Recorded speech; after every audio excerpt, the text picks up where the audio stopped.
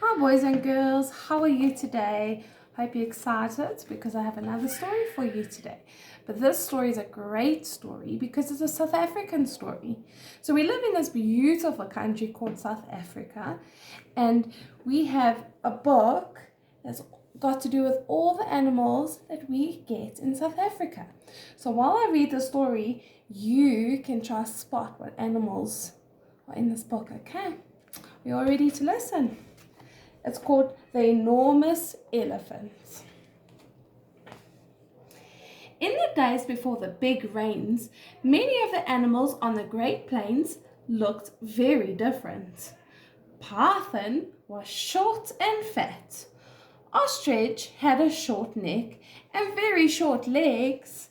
An elephant had a short stump of a nose and a short tuft for a tail, but a very big body.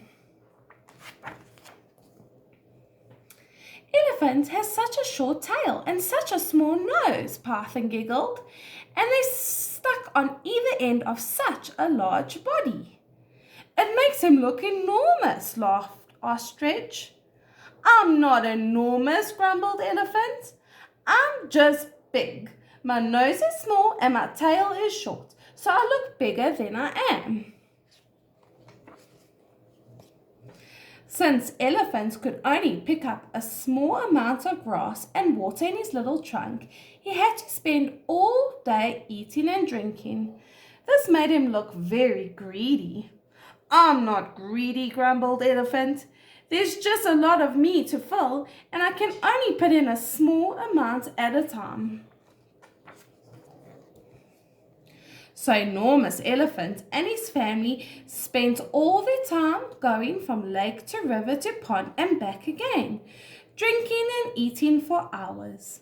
They travelled in a long line, each short tail in front held by a small nose behind. In Big Mud Lake there lived a very large crocodile. Nobody had ever seen him, but everybody knew he was there. As the sun grew hotter, the rivers and ponds dried up, and soon the elephants could not find enough water to drink. So one evening, as they passed along the shores of the Big Mud Lake, Enormous Elephant dipped his trunk in the water, just the very tip, just a little bit. There's his little trunk there. Now the water was so low that the bottom of the lake was rather close to the top, and Very Large Crocodile was only just covered by the shallow water. Crocodile opened one eye, and there he saw a small ringaling wrinkler. So he opened his mouth and snap! Help! Cried the Enormous Elephant.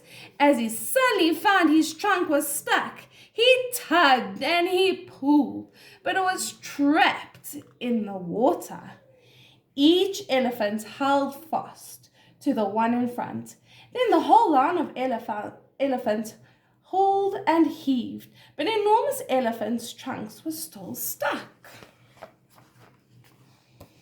Ostrich was passing and took the tail of the last elephant in her beak. She strained and she skidded, but Enormous Elephant's trunk would not budge. Help! Yelled the Enormous Elephant. Python was passing and he held tight to the ostrich feet. He tugged and he twisted, but still Elephant's trunk would not pull free. Spider was passing, and when she saw the animals in a long line, tugging and pulling, she spun a silver rope. She tied one end to the python's tail, and the other end she would wound around and round a baobab tree. Then, as the evening wind began to blow strongly, the baobab tree leaned with the wind, and the silver rope began to tighten. At the bottom of the Big Mud Lake, Very Large Crocodile felt his jaws begin to ache. Since he was rather attached to his teeth, he opened them with a sudden, and the Enormous Elephant was free. All the animals tumbled backwards in a heap. They picked themselves up and dusted themselves off, and then they began to laugh. They're all being stretched and stretched. Look what happened to their noses and their tails. Ostrich had a long, thin neck and such long legs she could run like the wind. Python was long and smooth and snake-like. She could slide and stretch and slither. And when they saw the enormous elephant with his new long trunk and his fine tail, they realized he wasn't enormous after all. He was just right.